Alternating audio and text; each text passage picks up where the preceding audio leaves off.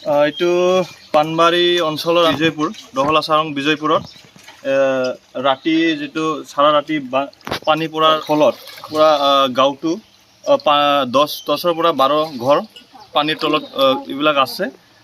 মই এইটোৱে জনাওঁ যে এই যিবিলাক পৰিয়ালটো পানীৰ ভিতৰত আছে এতিয়া সোনকালে এইটো ৰিলিফৰ ব্যৱস্থাটো কৰিব লাগে আৰু চৰকাৰৰ তৰফৰ পৰা কিবা এটা সোনকালে ব্যৱস্থা কৰিব মই এইটো আশা কৰিছোঁ।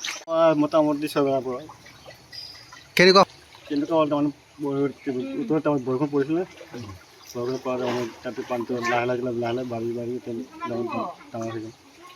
খেতি মাৰি ঘৰ বাৰী গ'ল, বিয়া চিৰা ভাঙি গ'ল, কোনোতো অহা নাই, এতিয়া কোনো ব্যৱস্থা হোৱাই নাই। যিকোনো খবৰৰ বাবে যোগাযোগ কৰক আমাৰ এই নম্বৰত 9181 307 221।